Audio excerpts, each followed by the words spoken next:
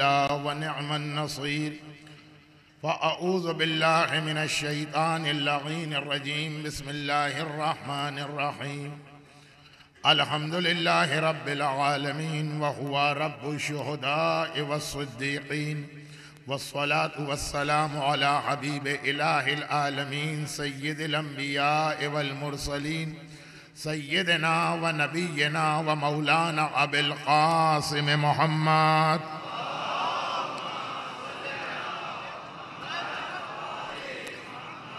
وآله وقطرته الطيبين الطاهرين المعصومين المظلومين المنتجبين الميامين المكرمين، سيما على بقية الله في الأراضين وحجته على العالمين.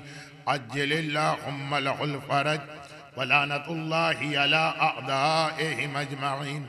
أما بعد، فقد قال الله الحكيم في كتابه الكريم. بسم الله الرحمن الرحيم.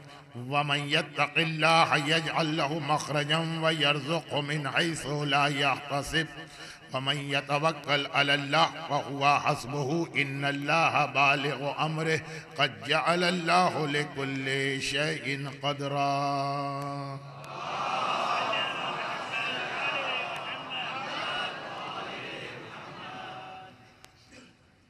دعا زمانے کے امام کی تیاری اور موت. شب جمعہ کے یہ 3 پیغام ہماری کل رات کی مجلس کا عنوان بنے تھے، اور اسی میں نے یہ عرض کر دیا تھا کہ آخری والا پیغام یعنی موت، یہ تو 1430 ہجری کے اس تیسرے عشرے کی جو امام بارگاہ علی رضا شارجہ میں ہو رہا ہے، ان مجالس کا عنوان نہیں بنے گا موت. آپ حضرات سے بس ایک مدد مانگی گئی تھی جو آپ نے درود کے ذریعے میری تائید کی کہ آپ انتظامیہ سے میری طرف سے سفارش کریں گے. لیکن پہلے 2 عنوان، گرچہ ہمارا اصل عنوان کچھ اور ہے، لیکن اس میں یہ 2 چیزوں کا مسلسل تذکرہ ہوتا رہے گا. اور آج بہت ہی مختصر کل والی باتیں جو بیان ہوئی ہیں ان کی تکرار نہیں، اسی کو ذرا سا آگے بڑھاتے ہوئے، مومن اگرچہ ہر دور اور ہر زمانے میں محتاج ہے دعا کا، لیکن خاص یہ زمانہ جب نہ صرف یہ کہ روزی کے حوالے سے مومنین کرام کی بڑھتی ہوئی پریشانیاں ہر طرف نظر آ رہی ہیں، یعنی ساری دنیا پریشان ہے اس وقت.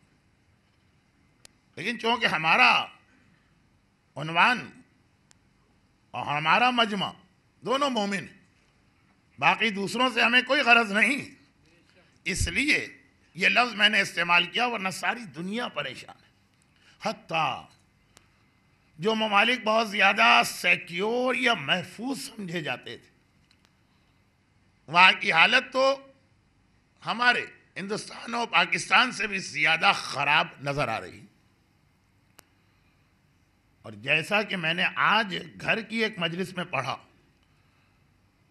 یہ پچھلے سال گھر کی مجلس میں نے یہ حوالہ دیا تھا، یہ پچھلے سال اسی امام بارگاہ علی رضا کے عشرے کی دوسری مجلس، ذرا یاد کیجئے وہ دوسری مجلس کیا تھی. اس دوسری مجلس میں کبھی کبھار آپ کو ایسے امتحان میں ڈال دیتا ہوں کہ آپ کی سمجھ میں بھی نہیں آتا کہ ہنسیں کہ روئیں کہ کیا کریں، مولانا کہہ کے آ رہے ہیں، اور آپ کی شکلیں دیکھ کے پھر مجھے ہنسی آتی ہے. تو خیر، پچھلے سال کی دوسری مجلس، پوری مجلس اس حوالے سے تھی کہ آٹے کی قیمت بہت زیادہ بڑھ گئی. اور پھر اس کے بعد میں نے روایتوں پر روایتیں تلاوت کی تھی کہ جس میں ظہور امام سے کچھ پہلے کی جو کیفیت بیان کی گئی کہ مسئلہ پھر خالی آٹے کا نہیں رہے گا، مسئلہ یہ ہو جائے گا. اب جو بہت جملہ میں کہہ رہا ہوں بہت احتیاط سے کہہ رہا ہوں کہ مسئلہ یہ ہو جائے گا کہ ہم لوگ اس طرح بھی زندگی نہیں گزار پائیں گے جس طرح شیب ابی طالب میں خاندان بنی ہاشم نے 3 سال گزارے. پچھلے سال کا مسئلہ تھا آٹا، لیکن ظہور امام کی نشانی یہ نہیں ہے، اس سے بھی زیادہ شیب ابی طالب میں خاندان بنی ہاشم نے جو 3 سال گزارے وہ کس انداز سے گزارے؟ وہ اس انداز سے گزارے ہیں کہ پھر وہ وقت آ گیا کہ درخت کے پتے کھانا پڑے، اور وہ وقت آ گیا کہ درخت، عجب، مکے کے صحرا میں اس انداز کے درخت نہیں ہوتے جو آپ ایسٹ افریقہ میں دیکھتے ہیں، جو آپ پاکستان میں دیکھتے ہیں، جو آپ ہندوستان میں دیکھتے ہیں، لیکن اس کے تنوں کی چھال کو کاٹ کاٹ کے نوچ نوچ کے اتار کے کھایا گیا. اور پھر 10 رمضان المبارک ہر سال ہمارے کیلنڈر میں ہم سب کی ماں حضرت خدیجہ طاہرہ سلام اللہ علیہا کی وفات کی رات.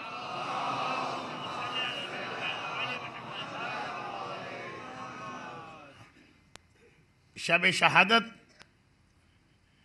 پرسوں تھی، مجمع زیادہ تھا، سمجھ میں آ رہا. کل شب جمعہ اور چھٹی کی رات تھی، وہ بھی سمجھ میں آیا. آج کوئی توقع تو نہیں ہے، لیکن ایک اندازہ کسی نے کیا کہ باہر چونکہ موسم ذرا سا خراب ہے تو پہلے ہی سے مومنین کرام کو اس ہال میں اس طرح سمیٹ لیا جائے کہ بعد میں آنے والوں کو زحمت نہ ہو. ادھر خاصی جگہ ہمیشہ خالی رہ جاتی ہے. جو حضرات پیچھے ہیں وہ ذرا اس طرف آ جائیں، باقی لوگ آگے آ جائیں. یہ اس عشرے میں آخری مرتبہ آپ کو زحمت دی جا رہی ہے.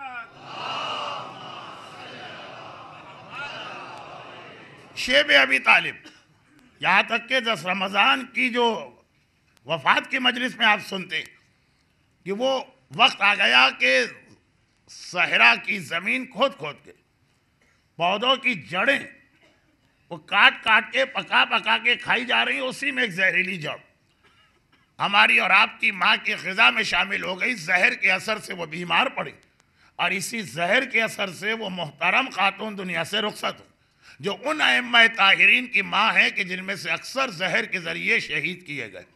اب یہ وقت شیب ابی طالب، خالی آٹے کا مسئلہ نہیں، پتا بھی نہیں مل رہا، درخت کے تنے کی چھال کھانا پڑ رہی، جڑوں کو استعمال کرنا پڑ رہا. تو وہ جو پچھلے سال کی بات تھی وہ کھانے پینے کے یا فوڈ اسٹف میں سے خالی ایک چیز کے حوالے سے تھی. لیکن اب جو ظہور امام کی نشانی ہم دیکھتے ہیں اور جو اصل نشانی اس کے اندر اس کا بھی جواب دیا گیا کہ آخر یہ وقت کیوں آئے گا کہ پتے بھی نہیں ملیں گے. اس کا جواب دیا گیا، اور اتنی مشہور روایت ہے اور اتنی بار بار پڑھی جاتی رہی ہے، لیکن آج کل کے حالات میں تو ہر آدمی پڑھ رہا. تو میں اس سے گریز کرتے ہوئے صرف ایک جملے میں اس کو بیان کر دوں کہ اس سے پہلے جو ایک ایسی قتل و غارت گری روایتوں میں بتائی گئی جس کے نتیجے میں زمین سے کوئی چیز بھی نہیں اگ پائے گی. کیا ہتھیار استعمال ہوں گے؟ دنیا ترقی کی کس منزل پہ پہنچے گی؟ کیسی تباہی والے وہ آخری زمانے کے معرکے اور جنگیں ہوں گی. لیکن نتیجہ یہ ہے کہ آٹا اپنی جگہ، چاول اپنی جگہ، سبزیاں اپنی جگہ، پتے بھی نہیں رہیں گے، درخت بھی نہیں رہیں گے. حتیٰ وہ جو آپ درخت کی جڑ کھانا چاہیں تو وہ بھی نہیں ہوگی. وہ اس قتل و غارت گری کی وجہ سے جو سائنس اور ٹیکنالوجی کی ترقی کی وجہ سے آخری زمانے میں ہوگا. اور اگر کہیں تھوڑا بہت کوئی سبزہ ہو کہ آدمی اس کو کھانے کو تیار ہو تو وہاں تک پہنچے گا کیسے؟ روایت کا یہ جملہ بھی میں نے پڑھا. اچھا، ایک جملہ میں نے شاید پرسوں بھی کہا تھا اور کل بھی. اس سال کی مجالس بزرگوں کے لیے میرے ایج گروپ کے لوگوں کے لیے نہیں، یہ ان بچوں کے لیے جو 10 12 12 سال پہلے کی مجالس کے وقت بہت چھوٹے تھے، اب وہ بڑے ہو گئے، اب ان کی خواہش ہے کہ مولانا وہ روایت سنائی اور وہ روایت اور وہ روایت۔ یہ ابھی سے میں معذرت کر کے فوراً اپنے موضوع پہ آ جاؤں، آج 1.5 گھنٹے 1.25 گھنٹے بلکہ 1 گھنٹے کی بھی گنجائش نہیں۔ خلاصہ یہ کہ روایت کا ہی جملہ کہ اگر کہیں تھوڑا بہت کوئی سبزہ زمین میں ہے یا کوئی سبزی اگائی گئی ہے تو وہاں تک ہم پہنچے کیسے؟ اس لیے کہ روایت ہے کہ 70 سال تک اگر ایک پرندہ اڑتا چلا جائے تو اسے ایک بالش زمین ہی نظر نہیں آئے گی، زمین ہی نظر نہیں آئے گی۔ جو چیز اگتی ہے زمین پہ اگتی ہے نا، زمین ہی نظر نہیں آئے گی۔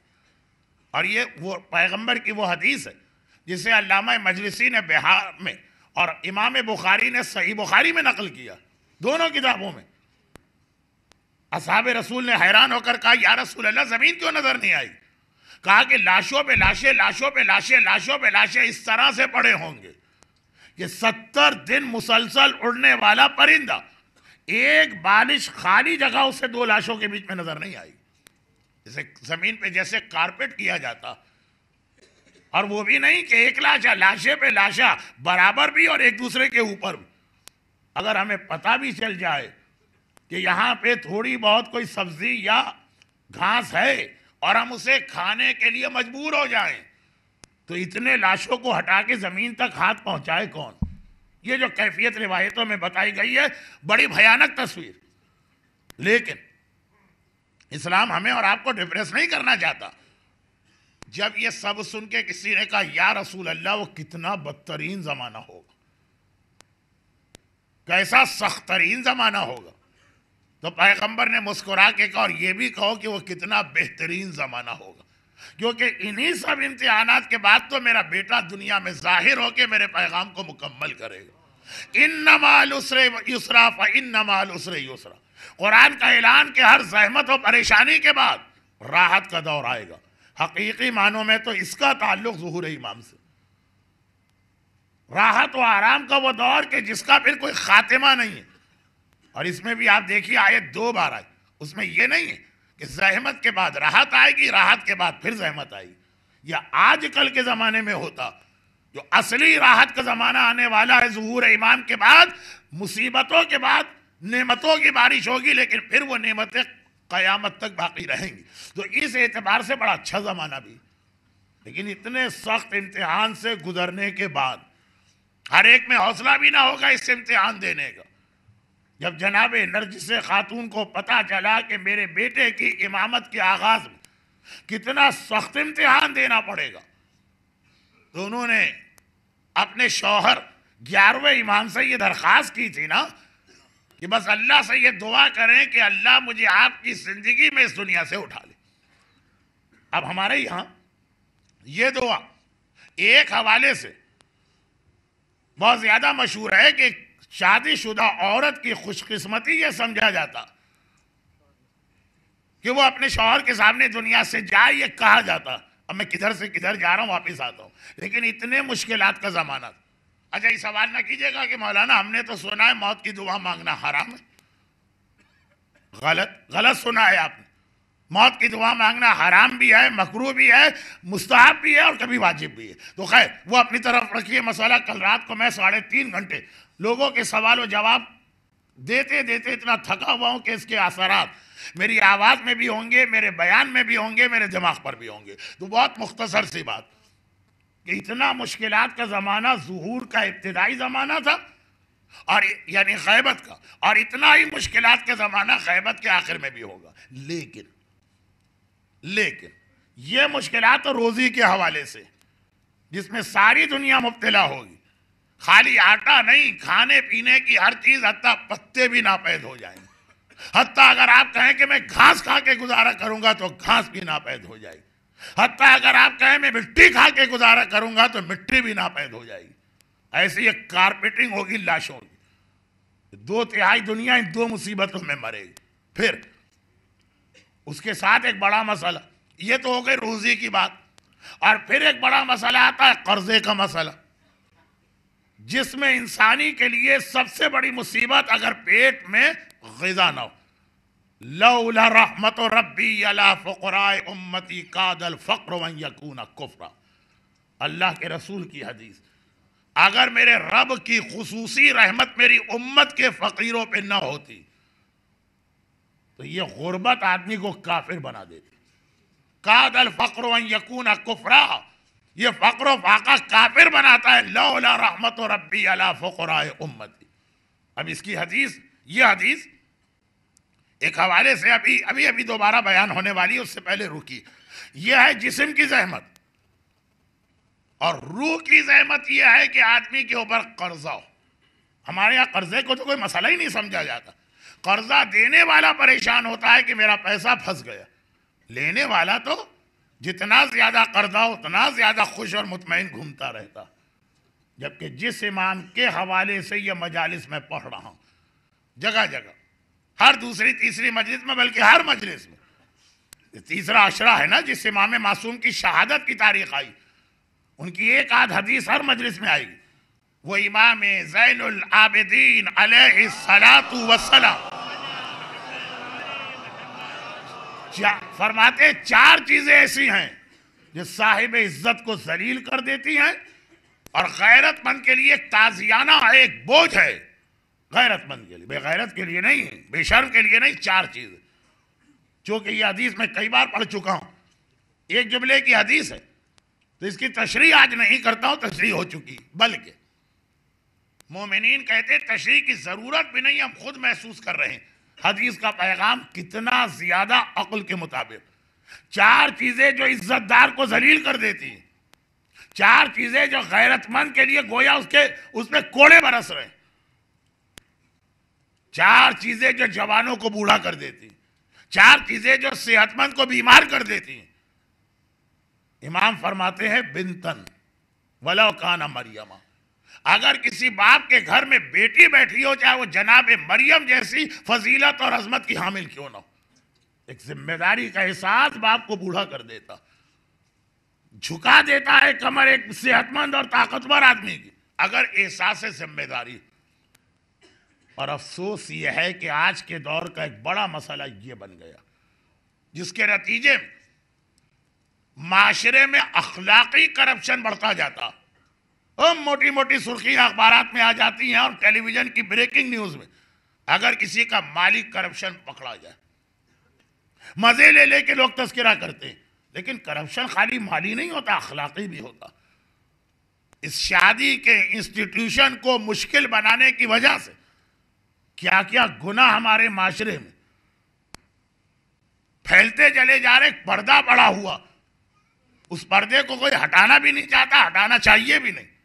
لیکن جو خرابی اس پردے کے پیچھے ہے اس کے بارے میں تو سوچنا چاہیے. جوان بچیاں تک حالات کی وجہ سے جس اخلاقی کرپشن میں مبتلا ہے، ممبر پہ تذکرہ کرنا مشکل ہو رہا.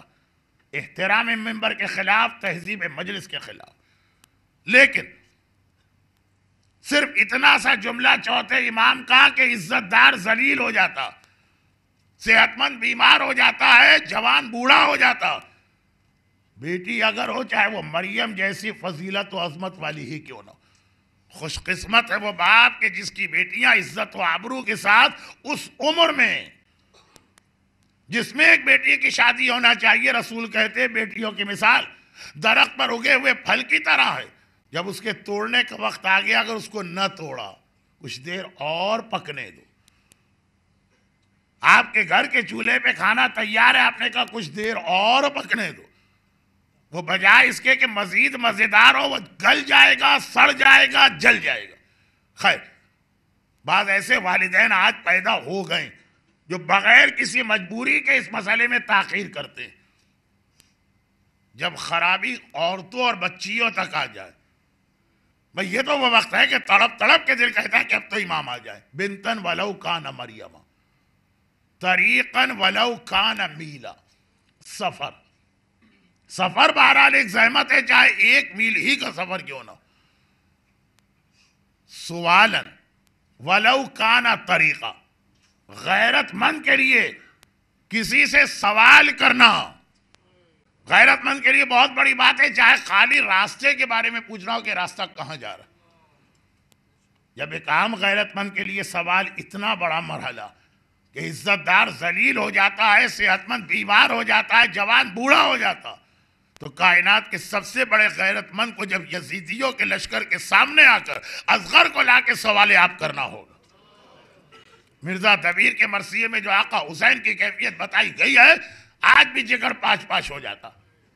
گرچہ اس سوال کا اصل مقصد سوال نہیں تھا، ان کے احساس کو بیدار کرنا تھا، لیکن طریقہ تو سوال کا اختیار کیا گیا. وَدَّيْنًا وَلَوْ كَانَ دِرْهَمًا، قرضہ، اگر آدمی پہ قرضہ ہے چاہے وہ 1 درہم ہی کیوں نہ ہو، قرضہ اتنا بڑا بوجھ ہے جسے یہ احساس ہو جائے کہ یہ قرضہ قبر میں اور قیامت میں اور پل صراط پر کتنے بڑے مسائل لے کے آئے گا، برداشت نہیں ہوتا. یہ تو ہے ایک عام آدمی.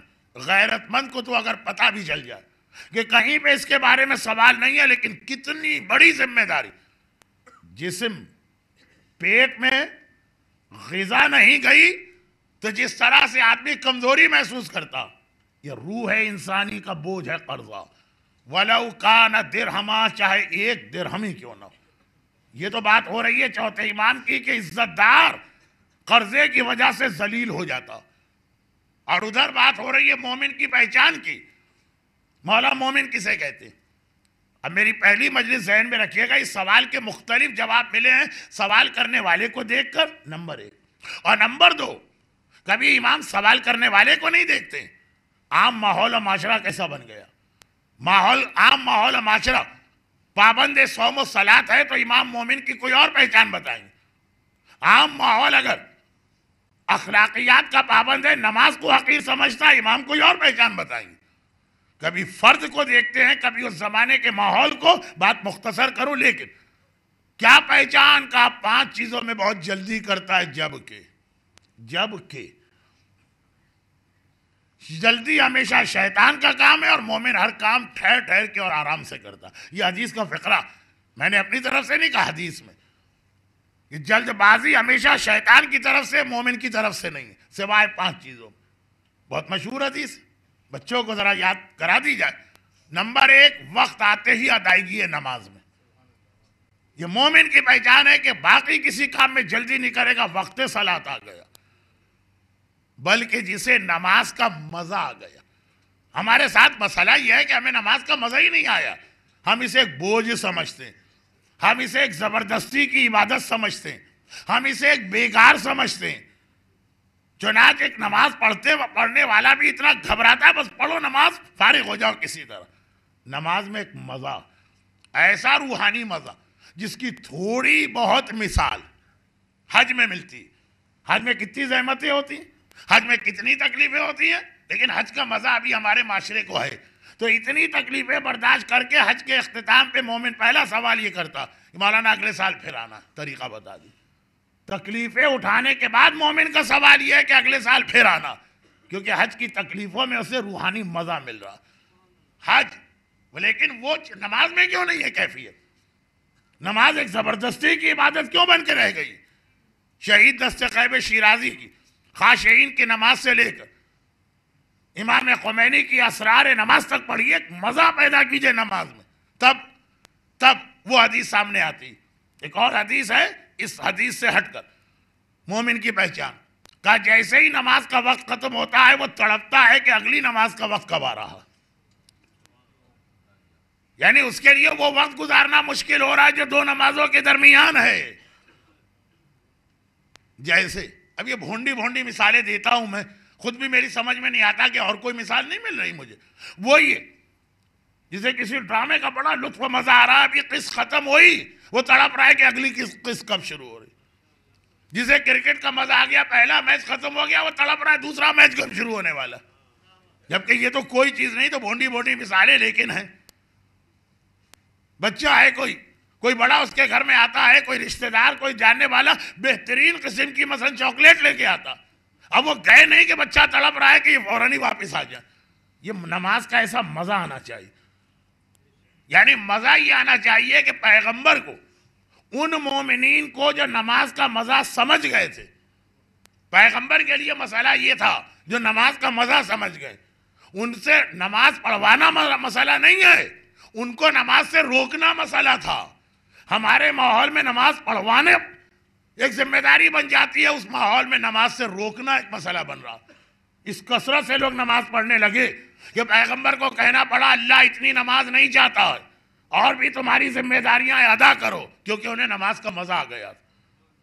مومن اگر سمجھ جائے کہ نماز کیا، اور کسی چیز سے سمجھے کہ نہ سمجھے، اسی بات سے سمجھ جائے کہ شب عاشور جو مولا نے عمر سعد سے ایک رات مانگی تھی، تو یہ کہہ کے مانگی تھی کہ اس رات کو بھی عبادت کر کے دنیا سے جانا ہے، زندگی میں کوئی رات میری بغیر نماز کے نہیں گزری۔ ایک لطف ہے نماز میں، ایک مزہ ہے نماز میں۔ جب یہ لطف و مزہ آئے گا تو وہی آپ کی کیفیت ہوگی۔ بھئی ابھی جو بات میں کہہ رہا ہوں، آدمی جس چیز میں مزہ محسوس کرتا، وہ کام کرتے ہوئے کتنا دنیا سے بے خبر ہو جاتا۔ دیکھا ہوگا آپ موبائل پہ بات کر رہے ہیں اور ایسے آدمی سے جس سے بات کرنے کا دل چاہ رہا ہے، پاگل ہو جاتا ہے، اس کو یہ بھی نہیں پتا کہاں جا رہا ہے، کدھر جا رہا ہے، گاڑی چلا رہا ہے، کس نے سلام کیا، کس سے ملاقات ہوئی، سامنے گٹر کا ڈھکنا ہے کہ ڈھکنا نہیں ہے، بہرحال وہ چلا جا رہا ہے۔ محو جو نوجوان کانوں میں ہیڈ فون لگائے، MP3 MP4 موبائل، پتہ نہیں کیا کیا چیزیں ہیں، بڈھوں کی تو مطلب کی ہی چیزیں نہیں ہیں، وہ کیسے دنیا سے بے خبر ہو کے جاتے، ان کو پتہ ہی نہیں چلتا ان کے چاروں طرف ہو کیا رہا۔ جو اتنا ہی کرکٹ میں لگتے ہیں، جو اتنا ہی شطرنج میں لگتے ہیں، دیکھا ہوگا نا آپ کو یہ منحوس کھیل جو اس میں لگتے ہیں، ان کو پتہ ہی نہیں چلتا کہ بیوی تڑپ رہی ہے، بچے بھوک سے بلبلا رہے ہیں، ہم گھر سے باہر نکلے تھے روٹی لانے کے لیے، اب جو پھنسے تو لگ گئے۔ یہ مومن کی کیفیت نماز میں ہوگی اگر نماز کا پتہ، نماز کی معرفت ہو جائے۔ یہی وجہ تو ہے جو کائنات کا سب سے بڑا نمازی ہے، وہ نماز پڑھ رہا ہے، پاؤں سے تیر کھینچ لو، اس کو پتہ ہی نہیں چلے گا تیر کب نکالا گیا۔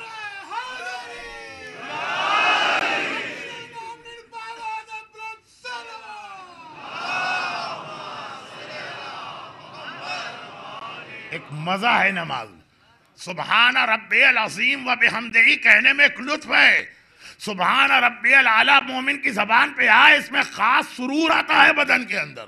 اگر معرفت امام، اگر معرفت نماز، روکا جاتا ہے اتنی نمازیں نہ پڑھو، ایک وہ ماحول، اور یہاں دھکیلنا پڑتا ہے بھائی کم سے کم اپنی واجب نماز تو ادا کرو، کیونکہ وہاں لطف نماز پتہ چل رہا تھا، اور یہاں پہ نماز ایک بوجھ، ایک بیگار، ایک زبردستی کی زحمت لگ رہی۔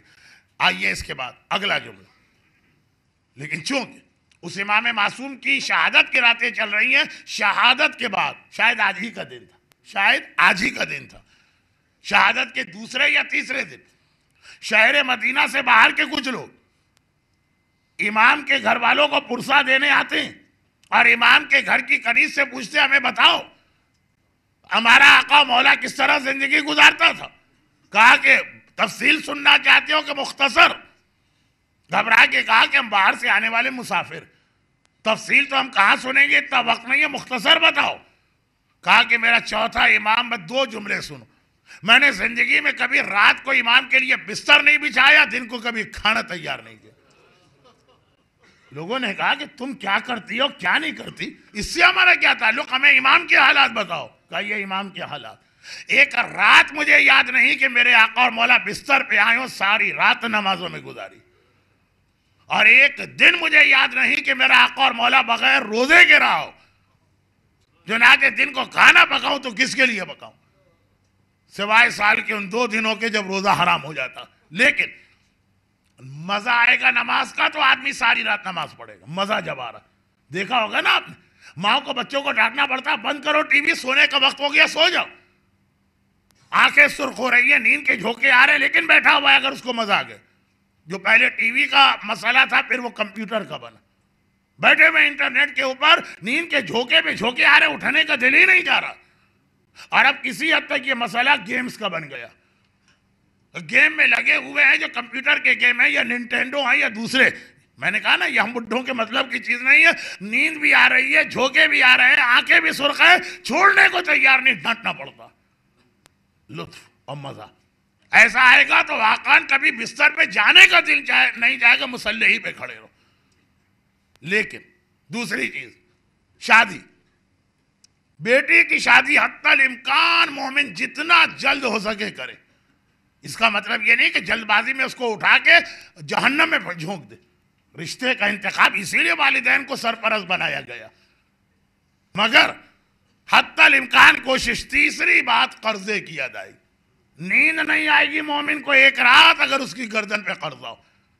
روٹی نہ ہونا جسم کو تھکا دیتا ہے, اذیت دیتا ہے, قرضہ روح کو اذیت دیتا. اور یہ ساری باتیں ایک زمانے میں مذاق سمجھی جاتی ہیں. مولانا آپ 21ویں صدی میں پڑھ رہے ہیں, کوئی 4تھی صدی میں نہیں پڑھ رہے. اور آج وہی امریکہ, وہی کینیڈا, وہی یورپ, وہی انڈیا, وہی پاکستان کے پڑھے لکھے لوگ مسلسل انسٹرکشن آ رہی ہیں کہ موجودہ حالات سے بچنے کا طریقہ کیسے آپ کریڈٹ کرنسی سے اپنے آپ کو بچائیں. پہلی انسٹرکشن یہ ہوتی ہے کہ کریڈٹ کارڈ کے اوپر کبھی بھی وہ قرضہ نہ لیں کہ جو آپ اسی مہینے ادا نہ کر سکیں. جب یہ بات اسلام کہتا تھا کہ جب مولانا دنیا بہت آگے نکل گئی, پلوں سے بہت پانی بہ گیا, اب وہ 1400 سال پہلے کا ماحول کو تھوڑی جڑے گا کہ ہر چیز کیش پہ لی جائے. اب تو دنیا قرضے کی, اب دنیا سر پکڑے بیٹھی ہے. بہت پہلے کی وہ ہدایت قیامت تک کے لیے. لیکن مسئلہ اپنی جگہ اتنا بڑا کہ واقعاً مومنین کی راتوں کی نیندیں اڑ گئی ہیں جو اس مرحلے سے گزر رہے ہیں. اس وقت جنہوں نے ان ہدایتوں پہ توجہ نہیں دی تھی, اس وقت ان کی آنکھوں میں مغرب کے یہ افکار و خیالات ہے کہ مولوی حضرات کیا جانے یہ کیا چیز ہے. اکنامکس تو ہم جانتے ہیں, ان کو کیا پتا. وہاں دیکھیے وہ قرضوں کے لیے منع کر رہے ہیں. سارا اس وقت کا معاشی بحران کریڈٹ کرنٹ شروع اسی بات سے ہوا کہ حد سے زیادہ قرضے دیے گئے, قرضے دینے کا شوق ہو گیا بینکوں کو. میں کیا یہ ممبر کے اوپر ابھی تک میں نے ساری بات کلام امام کی روشنی میں کی, 2 جملے آ بھی گئے تو میں یہیں پہ بات روک دیتا ہوں. تو اب اسلام نے کہا چلو بہترین لائف اسٹائل تو وہ ہے جس میں قرضے کی ضرورت ہی نہ پڑے. خیبر کی لڑائی کے بعد وہ جملہ ذہن میں رکھیے گا جو آقا عبد الکریم حائری کا جملہ میں اکثر کوٹ کرتا ہوں, کیونکہ مجھے یہ ڈر ہے کہ لوگ یہ نہ کہیں کہ مولانا وہی پرانی بات دہرا رہے ہیں تو میں اس کو چھوڑ بھی دے رہا. ان کا ایک جملہ ہے نا کہ وہ لوگ جو یہ ایک جملہ کہہ دیتے کہ جی مولانا ہم کوئی حرام کام تو نہیں کر رہے. بعض عادل, عادل کسی چھوٹے موٹے آدمی کا نام نہیں ہے جو کردار کے اعتبار سے اتنا بلند ہو کہ اس کے پیچھے نماز جائز. شیعہ فقہ فرماتے بعض عادل شمر سے بدتر ہوتے. بہت اسٹرانگ, بہت سخت جملہ. لیکن اسی لیے جب میں یہ جملہ پڑھتا ہوں پہلے سمجھاتا ہوں کہ کہنے والا کون ہے. اتنا سمجھا دیا کہ آج وقت بھی نہیں. ایک فکر یہ آ جاتی ہے ذرا مذہبی لوگوں, بھائی ہم جو کام کر رہے ہیں یہ اسلام میں حرام تو نہیں. ہمیشہ حرام ہی کو نہیں دیکھنا ہے, بعض مکروہ بعض جائز کاموں کو بھی چھوڑنا. بھائی ہم نے واجب کر لیا, اب آگے آپ کو کیا بات کر رہے ہیں. یہ فکر پہلی مرتبہ تاریخ اسلام میں فتح خیبر کے بعد مدینے کے مسلمانوں میں آئی. فتح خیبر کے بعد آئے پیسے, درہم و دینار, ڈالر اور پاؤنڈ کی بڑی گرمی ہوتی, اچھلنے لگتا ہے آدمی جس کی جیب کے اندر پیسہ آ جائے. خیبر سے پہلے تو بیچاروں کے بعد کھانے کو کھجور کی گٹھلی تک نہیں ہوتی تھی, اچھلتے تو کس بات پہ اچھلتے. لیکن اب جب پیسہ آیا تو پہلے تو یہ بھول گئے کہ کس کے صدقے میں یہ پیسہ ہمارے گھر میں آیا.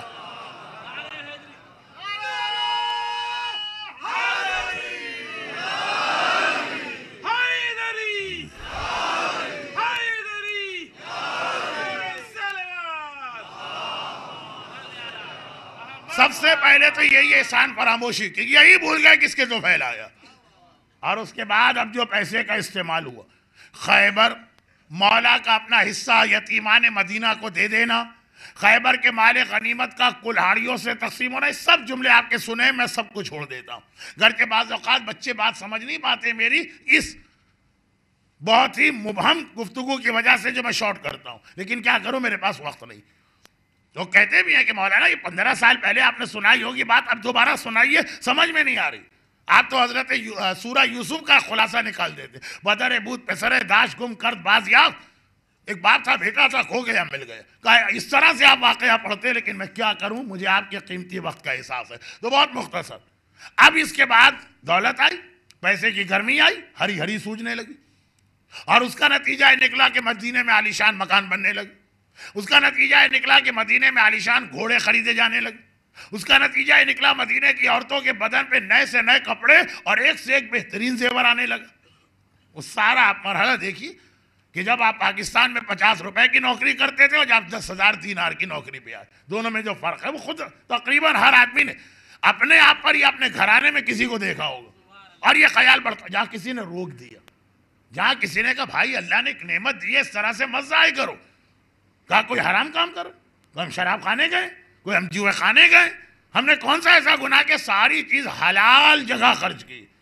پیغمبر تک رپورٹ مل رہی، پیغمبر تک رپورٹ مل رہی ہے کہ جب ان کو روکا جائے تو ان کا ایک ہی جواب ہوتا کہ بھائی اگر ہم نے اس سے شراب خریدی ہو تو بے شک ہم کو روک دو، اور اگر ہم جوئے میں پڑ گئے، کیسینو چلے گئے تو بے شک روک دو، حرام کاری کی طرف نکلے تو بے شک روک دو، مکان ہی تو خریدا ہے نا، زیور ہی تو خریدے ہیں نا بیوی کے لیے۔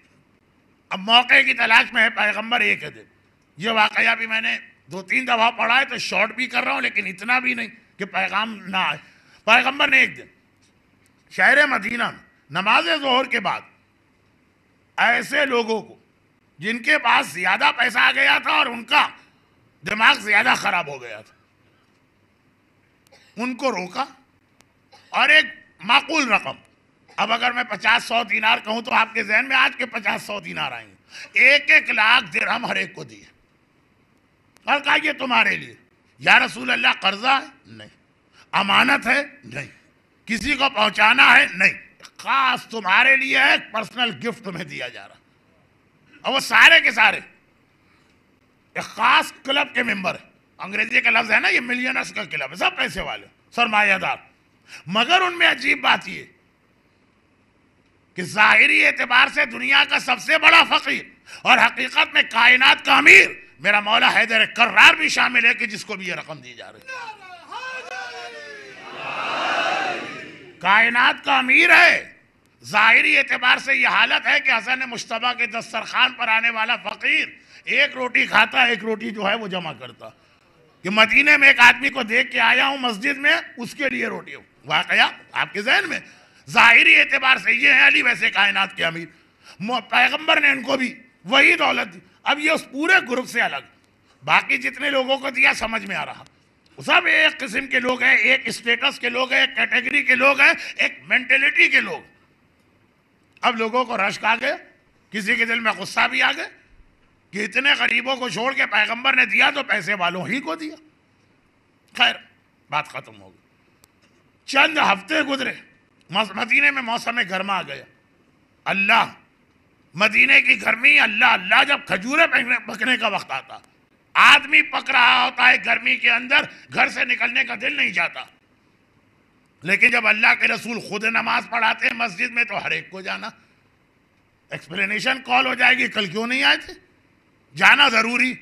اور بہت شدید گرمی میں پیش نماز کے مسائل، جماعت کے مسائل کچھ بدل جاتے ہیں، وہ دیکھ لیجئے گا جا کر۔ بہرحال خلاصہ یہ ہے کہ گھڑی کی سوئی اتنی تیزی سے کیوں دوڑ رہی ہے، چلو کوئی اچھی گھڑی لگائیے جو آہستہ آہستہ چلے۔ تو اب یہ ہے کہ پیغمبر نے نماز کے بعد ہر آدمی بھاگنے کی فکر کر رہا، ان 10-11 آدمیوں کو روک لیا، کہا تم رک جاؤ، باقی لوگ جائیں، اور انہیں روک کر کہا کہ چلو میرے ساتھ، لے کے شہر مدینہ کے باہر نکلے۔ اب تو بالکل کھلا علاقہ، ہر راہ اتنی شدید گرمی، اور ایک ایسے پتھر کے قریب رسول خدا رکے، ذرا سا اونچا تھا جیسے اسٹیج ہوتا، اور پھر ایک مرتبہ کہا کہ تم میں سے باری باری ہر آدمی 1 by 1 ٹرن بائی ٹرن جوتا اتارے، ننگے پیر اس پتھر پہ جا کے اتنا بتا دے کہ جو میں نے گفٹ دیا تھا اس نے کہاں خرچ کیا، کچھ نہیں پوچھنا، خالی تفصیل بتا دو۔ او ہو، اب تو لوگوں کی جان نکلی، یہ تو عجیب پھنسے، اس سے تو بہتر تھا کچھ نہ ملتا وہاں پہ۔ یہ روایت کے دونوں جملے ایک اور حوالے سے، امام نے فرمایا جسے اس دنیا میں اللہ نے بہت دیا، جب قیامت میں وہ حساب کتاب و صراط کے پلے صراط پر سے گزرے گا، جہاں سنبھلا ہی نہیں جا رہا، بال سے زیادہ باریک، تلوار سے زیادہ تیز، آگ سے زیادہ گرم، بیلنس کرنا مشکل ہو رہا، وہاں روک روک کے کہا جا رہا حساب تو زندگی کا۔ وہ کہے گا کاش میں دنیا میں فقیر ہوتا، اور جو دنیا میں فقیر ہے جب وہ وہاں سے دیکھیں گے کتنے ہلکے پھلکے ہم بھاگے چلے جا رہے ہیں، کوئی ہے ہی نہیں ہمارے پاس حساب دینے کے لیے، کہتے خدا بندہ جو تھوڑا بہت دنیا میں دیا ہے کاش وہ بھی نہ دیا ہوتا۔ یہ اس واقعے کی وجہ سے ابھی آپ کہہ رہے ہیں نا کہ اس کو اتنا ملا ہے مجھے کیوں نہیں ملا، اور ابھی آپ سینہ تان کے آپ بڑھتے ہیں ہمیں اللہ نے اتنا دیا، وہ فقیرے لوگ اللہ ان سے ناراض. قیامت میں بالکل الٹا ہوگا. لیکن اس انداز جاؤ حساب دو، جان نکل گئی، جلتے ہوئے پتھر پہ کھڑا ہونا ابلے پڑ جائیں. لیکن پیغمبر کا حکم ہے ابھی کیا کر گئے، حساب دیا سارا حلال. 4 کنال کی یعنی مثلا 5000 گز کی کوٹھی خریدی، 2011 کا مرسیڈیز کا ماڈل بک کرایا، بیوی کے لیے سونار کو جا کے 1-2 کلو کا زیور بنانے کا حکم دیا. وہ حساب بالکل واضح کہ کوئی حرام کام نہیں، لیکن حلال کا حساب دینے میں ہی ہر ایک کو. وہی میری شکایت پہلے بھی ہے، پتہ نہیں اردو جس نے بنائی، نانی کیوں یاد آ جاتی ہے ہر مسئلے پر، حساب کتاب دینے میں ہر ایک کو نانی یاد آ گئی. خیر ان کی باری ختم، دوسرے کی تیسرے کی، ہر آدمی رو رہا. آخر میں آہستہ آہستہ خیال دل میں آیا، اوہو ہمارے درمیان علی بھی تو ہیں، آج بڑا مزہ آئے گا، جو ہم پہ گزری وہ علی پہ بھی گزرے گی، آج علی کے پیر بھی جلیں گے، آج علی بھی پتھر پہ کھڑے کیے جائیں گے. ایک منزل آتی ہے کہ آدمی جب کسی سے ایسی کینہ اور دشمنی اور عداوت رکھتا ہے تو اپنی پریشانی بھول جاتا ہے، اس کو پریشان دیکھ کر مزہ آ رہا ہوتا ہے. علی بھی تو اب ایک ایک کر کے 8 9 10 کی تو باری آ گئی، رو رہے ہیں، پیر جلے ہوئے ہیں، حالت عجیب ہے. اب دیکھا آخر میں ڈر پیدا ہوا دل میں، کہیں اللہ کے رسول اپنے بھائی کو ایگزمپٹ نہ کر دے. ایسا ان لوگوں کے ذہن میں یہ زہر کھلا تھا کہ پیغمبر ہر جگہ علی کو رعایت اور سہولت دیتے. یہ ایک ایسا جملہ ہے کہ جس میں 50 واقعات مولا کے پڑھے جائیں، لیکن اس وقت ڈر ہے کہ ایسا نہ ہو کہ آخر میں گرمی دیکھ کر، دھوپ دیکھ کر، جلتے پتھر کو دیکھ کر کہیں کہ نہیں علی تمہارا کوئی مسئلہ نہیں، بعد میں حساب دے دینا. نہیں، پیغمبر نے کہا علی تم بھی جاؤ حساب دو. اب یہ لوگ سنبھلے، ذرا ٹائی کی نوٹ پوٹ صحیح کر رہے ہوں گے، سوٹ کو ذرا ٹھیک کر رہے ہوں گے. علی جو ہیں وہ بھی 15 منٹ تو کھڑے ہوں گے پتھر میں، بڑا مزہ آئے. جتنی دیر میں یہ اپنا کپڑا وپڑا درست کرتے رہے، علی گئے بھی اور آ بھی گئے.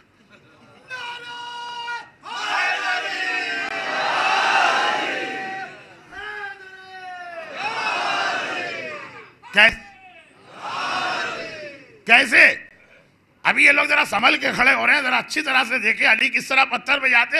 علی گئے پتھر پہ گئے، انفقت اور واپس آ گئے. ایک لفظ کا انفقت اور آ گئے، ایک لفظ.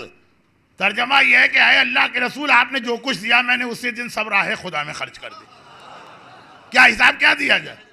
سب خرچ کر دیا. کون سی کوٹھی خریدی، کون سی گاڑی خریدی، کون سے زیور کے آرڈر دیے، کون سے اچھے اچھے کپڑے سلوائے. انفقتو کتنی دیر لگتی ہے، گئے اور آ گئے. پیغمبر اسلام نے کہا بس یہی کیفیت صاحبان ایمان کے قیامت کے دن ہوگی، جو یہ سوچ رہا ہوگا میں نے جو کیا حلال میں کیا نا، حرام تو نہیں کیا. لیکن جتنا زیادہ اپنی زندگی کو پھیلاؤ گے اتنا ہی لمبا حساب کتاب کا مرحلہ قیامت میں بھی ہوگا اور پل صراط پر بھی ہوگا. ہلکے پھلکے جاؤ، ہلکے پھلکے اڑتے ہوئے جنت میں پہنچ جاؤ. دیکھیے اصل تو اسلام کا مزاج یہ مزاج ہے اصل میں، اگرچہ اس میں کئی باتیں، لیکن وہی بات جو میں نے کہی، ماں اپنے بیٹے کو نصیحت کریے بیٹا یہ نہ کرنا، یہ نہ کرنا، یہ نہ کرنا، نقصان ہوگا. بیٹے نے نہ مانا اور نقصان ہو گیا، بیمار پڑ گئے. اب مائی کو تھوڑی کہے گی کہ جہنم میں جاؤ یا چولہے میں جاؤ، میں کیوں تمہارا خیال کروں. دوست کہہ دے گا، پڑوسی کہہ دے گا بھائی تم نے میری بات نہیں مانی، اب میں تمہاری مدد نہیں کرتا. ماں نہیں کہے گی. بات ساری زندگی ماں کی مخالفت کرنے کی وجہ سے بیمار ہوا، لیکن اسی کو اٹھا کے ماں ڈاکٹر کے لے جائے گی اور علاج کروائے گی.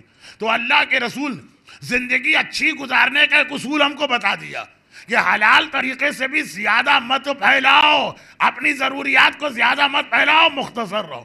اتنا بھی مختصر نہ صحیح کہ ذلیل ہو جاؤ، اور اتنا زیادہ بھی ٹبر نہ پھیلا دو کہ بعد میں یہ مسئلہ کریڈٹ کرنج، راتوں کی نیند اڑ رہی ہے اب کیا کیا جائے، بیچ میں رہو. لیکن اگر کسی نے یہ سب نہ مانا اور حلال طریقے سے، حرام کی بات ہی آج نہیں ہو رہی، آج تو حلال کی بات ہو رہی. کتنی بڑی بڑی کوٹھیاں آپ نے پاکستان میں بنوا لی ہیں یہاں رہ کر، کتنا زیور آپ نے اپنی گھر والوں کے لیے بنوائے، چلے بچیاں بھی ملا لیں، بار بار کیوں بیوی کی بات کروں. لیکن اب اگر کسی نے یہ ہدایت نہ مانی اور وہ بیمار پڑ گیا، یعنی قرضے میں مبتلا ہو گیا، پریشانی میں آ گیا، جاب اس کا چھوٹنے لگا، کاروبار اس کا بند ہونے لگا، اب کیا کرے؟ خود تو کچھ نہیں کر سکتا. امام پھر مدد کے لیے آئے کہ ہم باپ اور ماں سے زیادہ تم پہ مہربان. اللہ کے رسول پھر مدد کے لیے آئے کہ میرا محبت کرنے والا ایک رات بھی مصیبت میں گزارے گا اس کو پھر بھی نیند آ جائے گی، رسول اللہ کو نیند نہیں آئے گی۔ میں جملہ اپنی طرف سے نہیں کہہ رہا ہوں۔ ابن ملجم کی رسیاں، علی کی نیند اڑ گئی اس کی کرا سن کے، علی کی نیند نہیں آ رہی۔ زینب کہتی ہے بابا کیا تکلیف زیادہ ہے؟ کہا نہیں، وہ جو فریاد کر رہا ہے میری نیند اڑی جا رہی۔ جب ابن ملجم کی تکلیف میرے مولا کو ساری رات بیدار رکھتی ہے تو ہم تو پھر بھی علی کے چاہنے والے، ہم تو پھر بھی علی کے ماننے والے۔ وہ ہماری مدد کو پھر بھی آتے ہیں جب ہم نے ان کی مخالفت کر کے اپنے آپ کو زحمت میں ڈالا۔ کیوں اتنے قرضے لیے تھے؟ کیوں اپنی زندگی کو اتنا عالیشان بنایا کہ اب اس لیول سے اترنا مشکل ہو رہا؟ کیوں چھوٹے مکان میں رہنے والا بڑے مکان کو لے کے بیٹھا جبکہ پتہ ہی نہیں تھا کہ مستقبل میں جاب رہے گا کہ نہیں، یہی سارے کاروبار میں اتنی پروفٹ ہوں گے کہ نہیں۔ تانا نہیں دے رہے، برا بھلا نہیں کہہ رہے، وقت سے پہلے سمجھایا، لیکن مصیبت آ گئی تو شفیق والدین سے بھی بڑھ کر شفیق امام آیا۔ اب ہمیں مختلف طریقے بتائیں، اب ہمیں مختلف دعائیں بتائیں، جن میں سے ایک چھوٹی سی دعا اس لیے دوہرا رہا ہوں کہ آج سے 10 سال پہلے پڑھی، پھر اس کو پڑھنے کا موقع نہ ملا۔ یمن، ہندوستان، چین اور روم، یہ واقعہ اسلام کے بعد کا ہے لیکن موجودہ حالات سے بہت پہلے کا۔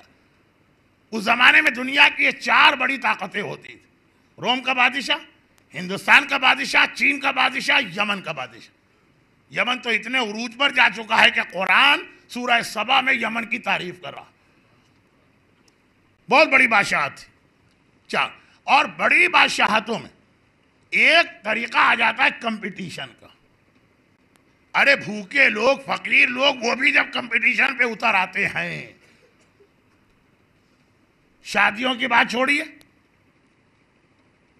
سیر و تفریح کی جگہوں کی بات چھوڑیے، اگر مجلس میں بھی کوئی عورت اچھا زیور پہن کے آئی ہے، شامت آپ کی آ گئی،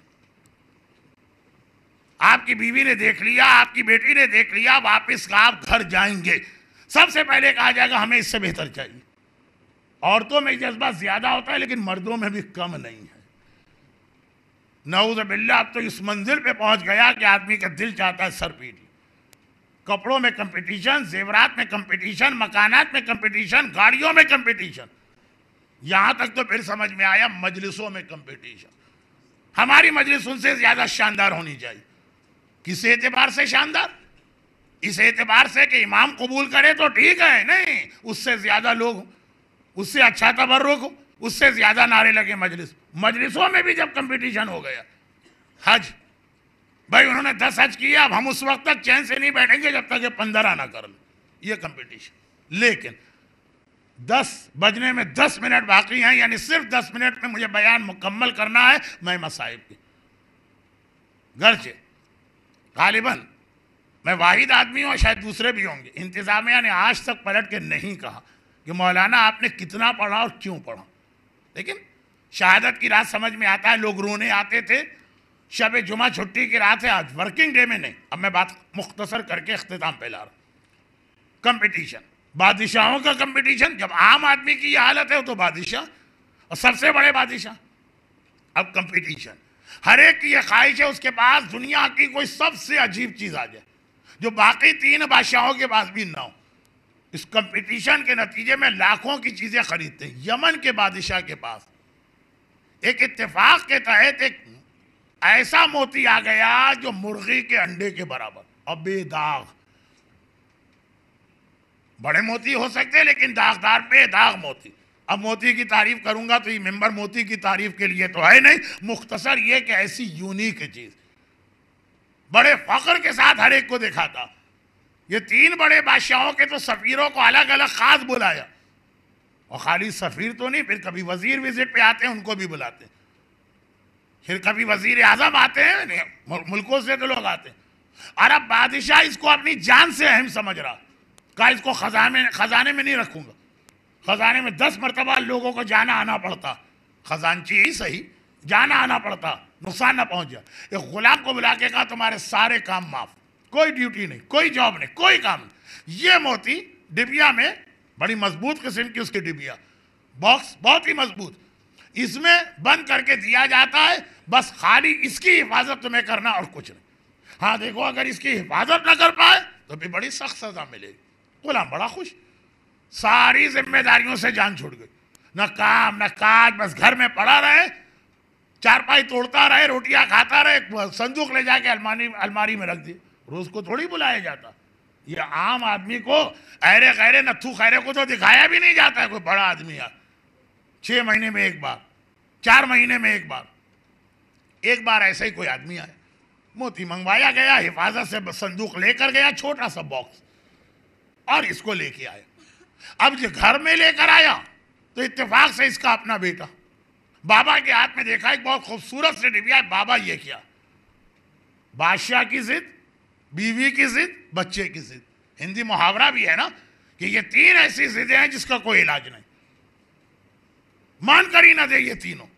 بادشاہ تو پھر بھی سمجھ میں آتا ہے بیوی کو کیا ہوا، لیکن بس جب ضد پکڑ لے کہ مان کر ہی نہیں دے گی۔ پرانے زمانے کی کہانیوں میں تھا ٹھواٹی کھٹواٹی لے کے بستر پہ پڑ جاتی، جب تک کہ میری خواہش پوری نہیں ہوگی نہیں میں بیمار ہوں، کوئی کام نہیں کرنا۔ اور پھر بچہ ضد کی، اب صندوق بڑا محفوظ تھا، باپ نے صرف ڈھکنا کھول کے دکھایا، بیٹا یہ اتنا قیمتی اور چمکتا ہوا موتی، چمکتا ہوا، بچہ تو دوڑتا ہے چمکتی چیز کی طرف چاہے آگے کیوں نہ، مچل گیا کہ میرے ہاتھ میں دی۔ باپ نے کہا پاگل ہو رہا ہے، یہ بڑی قیمتی چیز ہے، کہا نہیں میرے ہاتھ میں دی۔ ارے جان خطرے میں، نہیں میرے ہاتھ میں دی۔ وہ جو بچوں کی ضد، گھر والے بھی آ گئے، تمہارا کیا جاتا ہے، ایک لمحے کے لیے اس کو دکھاؤ اور واپس رکھ لو، ہم اتنے سارے لوگ تو کھڑے ہیں یہاں پہ۔ مجبور ہو کے موتی نکال کے دیا، ہونی ہو کے رہی، ایک دم موتی اس کے ہاتھ سے سلپ کر کے اتنی تیزی سے زمین میں گر کے 2 ٹکڑے ہو گئے۔ یہ سب دیکھتے ہی رہ گئے، آنن فانن سارے مرحلے طے۔ یہ موتی 2 ٹکڑے نہیں ہوا، یہ پورا خاندان سمجھیے موت کے گھاٹ اتر گیا۔ یہ بادشاہ خالی غلام کو سزا نہیں دے گا، جو ایک محاورہ ہے زن بچہ کولو میں پلوا دے، پورا خاندان ختم۔ موتی نہیں ٹوٹا، پورے خاندان کو سمجھیے موت آ گئی۔ جلدی سے ٹوٹے ہوئے موتی کو اٹھا کے صندوق میں رکھا، باکس، صندوق کو میں غلط کہہ رہا ہوں، باکس، اور وہ الماری میں رکھ دیا لے کے۔ پتا ہے کہ اب تو کوئی راستہ ہی نہیں ہے بچنے کا، بس ایک صرف ہے کہ جب دوسری بار بلایا جائے گا اتنے دن ہمارے پاس، ہو سکتا ہے کہ کل بلا لے اور ہو سکتا ہے 8 مہینے ضرورت نہ پڑے۔ جیسا امام کہتے ہیں کہ یقینی موت ہر آدمی کو معلوم، لیکن جب تک ملک الموت نہیں آتا ذرا سا وہ ایسا سمجھتا ہے جیسے مصیبت ٹل رہی ہے، بہت پریشان، بہت۔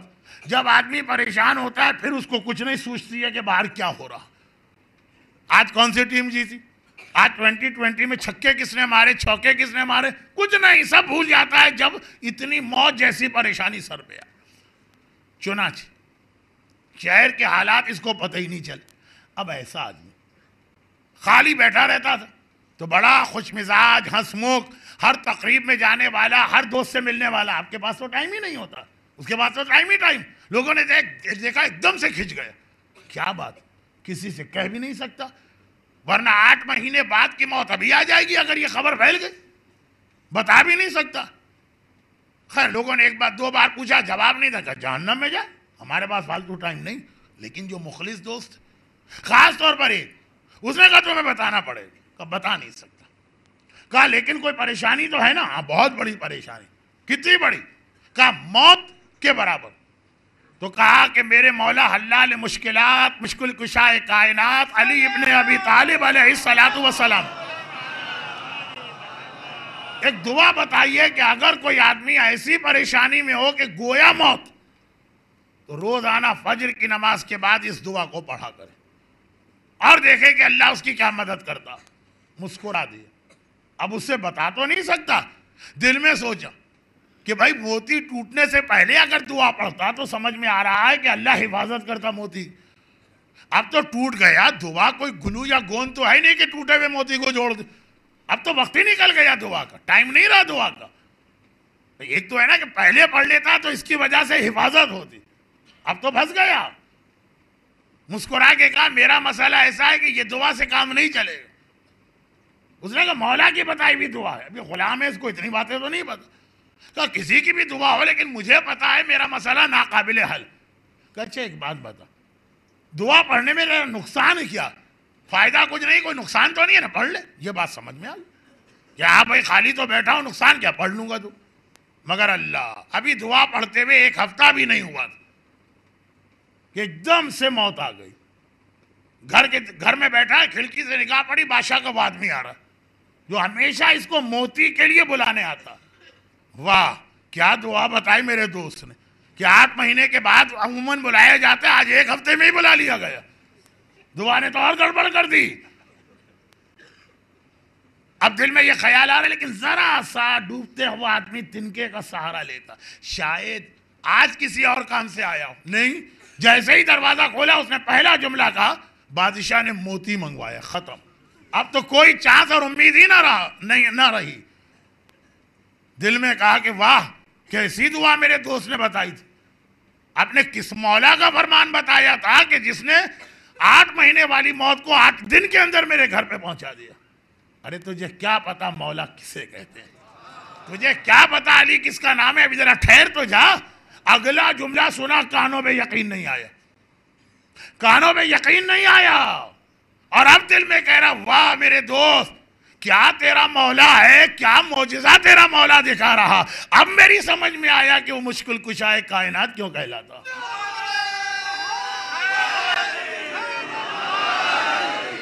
ارے ایک جملے سے کیا فرق پڑ گیا؟ غلام نے پہلا جملہ کہا تو اس نے کہا واہ پتہ نہیں کون علی ہے. 8 مہینے بعد کی موت تو فوراً آ گئی. اور ایک اگلا جملہ کا آپ سمجھ میں آیا کہ مشکل کشا کیوں کہلاتے. کیا جملہ تھا؟ جملہ یہ تھا کہ ادھر جب یہ اپنے مسئلے میں پھنسا ہوا ہے، شاہ یمن کا ایک ہی بیٹا اکلوتا، نہ کوئی بیٹی ہے نہ کوئی بیٹا، ایک ہی بیٹا، وہی اس کے بعد وارث بنے گا. وہ بیمار پڑا اور ایسی موذی بیماری کہ جتنا علاج کرایا اور بیماری بڑھتی گئی. حکمران کی آنکھوں کے سامنے تو اندھیرا آ گئے. اعلان کر دیا جو اس کا علاج کرے گا منہ مانگا انعام دوں گا. بڑے بڑے طبیب آئے، کسی سے علاج نہ ہوا. آخر ہندوستان کا ایک بہت ہی ماہر طبیب آیا اور اب تھوڑا بہت کہانیوں کا اسٹائل. شہزادے کو دیکھا، چیک کیا، پہلے ہنسا پھر رویا. یہ جملے کہانیوں میں ہوتے ہیں نا، پہلے ہنسا پھر رویا. بادشاہ نے کہا کیا ہوا؟ کہا ہنسا اس لیے کہ اس بیماری کا ساری دنیا میں واحد میں وہ طبیب ہوں جو علاج کر سکتا ہوں، اور کوئی طبیب علاج نہیں کر سکتا، میں اس کا ماہر ہوں. ہنسا اس لیے کہ صحیح جگہ پہ بلایا گیا، صحیح جگہ پہنچا. اور رویا اس لیے کہ جو اس کی دوا ہے وہ دنیا میں ناپید ہے، جب تک کہ وہ نہ ملے میں بھی علاج نہیں کر سکتا. بادشاہ نے کہا دوا کیا؟ کہا اس دنیا میں مرغی کے انڈے کے برابر ایک موتی اگر اسے کچل کر پاؤڈر بنا کر صفوف بنا کے ایک خاص طریقے سے کھلایا جائے تو یہ شہزادہ بچے گا.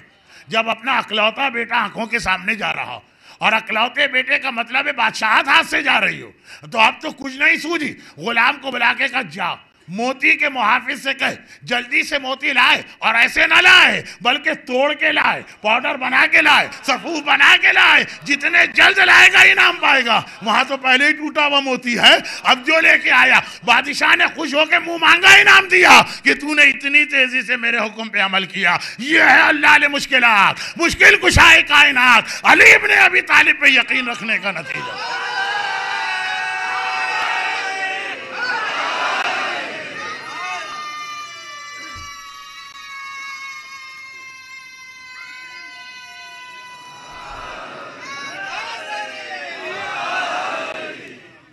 دعا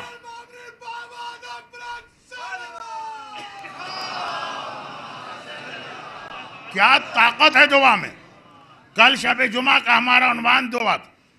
اس عشرے کا نام ہوتا ہے پاکستان میں عشرہ سجادیہ. چوتھے امام صحیفہ کاملہ دعا کا پیغام دے رہے ہیں.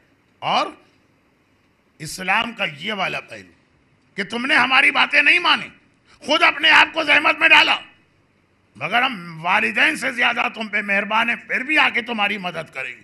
کتنی ہی مشکلات میں پھنسو، مولا کی بتائی ہوئی یہ دعا پڑھو روزانہ فجر کے بعد 1 مرتبہ.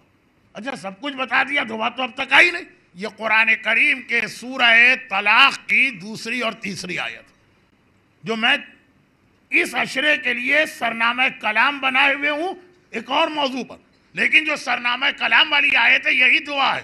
وَمَن يَتَّقِ اللَّهَ يَجْعَلْ لَهُ مَخْرَجًا. جو اللہ سے ڈرے گا اللہ ہر پریشانی سے اس کے لیے مخرج بنائے گا. آپ لوگ گاڑیاں اڑاتے پھرتے ہیں، آپ کو پتا ہے مخرج کسے کہتے ہیں. وَيَرْزُقْهُ مِنْ حَيْثُ لَا يَحْتَسِبُ. اور ایسی جگہ سے روزی عطا کرے گا کہ تم سوچ بھی نہیں سکتے ہو وہاں سے بھی روزی مل سکتی ہے. وَمَن يَتَوَكَّلْ عَلَى اللَّهِ، جو دنیا کو چھوڑے اور اللہ پہ بھروسہ کرے فَهُوَ حَسْبُهُ، اللہ اس کے لیے کافی ہے، پھر اس کو کسی کی ضرورت نہیں، کسی کے آگے ہاتھ نہیں پھیلانا. اِنَّ اللَّهَ بَالِغُ أَمْرِهِ، اللہ جس کام کا ارادہ کرے سارا کریڈٹ کرائیں، سارے اکنامکس کی پیشین گوئیاں، سارے نظام فیل ہو جائے، اگر اللہ ارادہ کرے تو وہ کام ہو کے رہتا.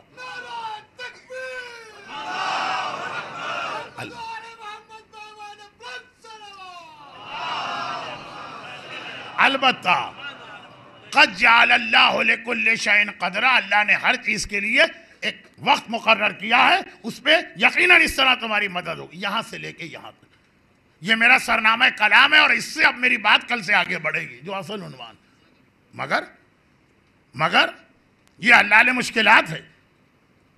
ایک بار سچے دل سے اسے پکار کے تو دیکھیے، ایسا ناممکن کام کہ جو اس نے شروع میں سوچا غلام، دعا ہے، کوئی گوند تو ہے نہیں کہ ٹوٹے ہوئے موتی کو جوڑ دو. پیغام مل رہا ہے کہ موتی جو ٹوٹا تو اور توڑو، اور اس کا پاؤڈر بنا کے لاؤ اور منہ مانگا انعام لے کے جاؤ.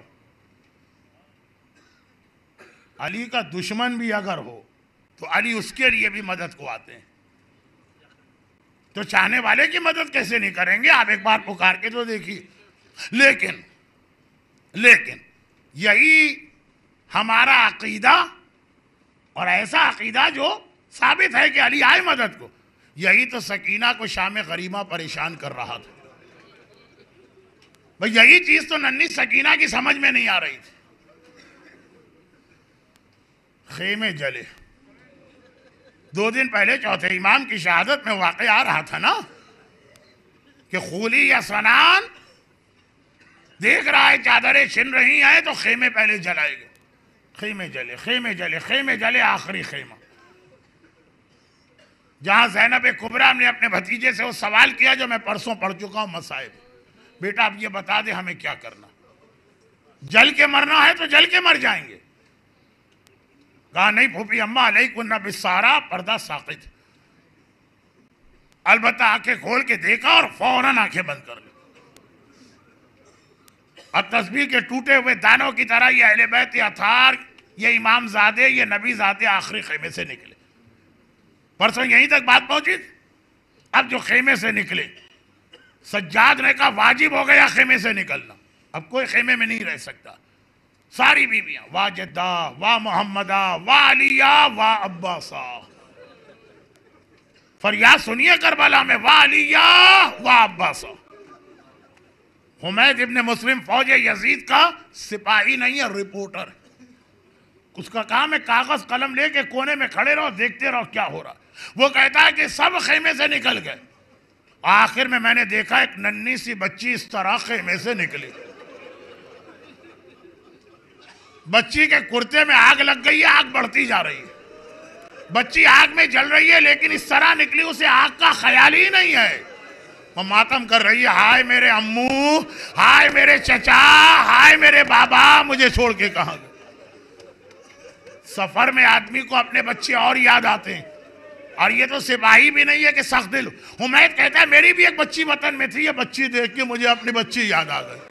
میں ڈر گیا، گھبرا گیا، یہ بچی آگ میں نہ جل جائے. میں قریب آیا، ہاتھ بڑھایا تاکہ آگ بجھاؤں، لیکن اللہ یا تو اس بچی کو ایسا اپنے چچا کا ماتم کرنا ہے کہ آگ کو بھولی ہوئی تھی، یا میرا ہاتھ بڑھا بچی جلال کے عالم میں پیچھے ہٹی.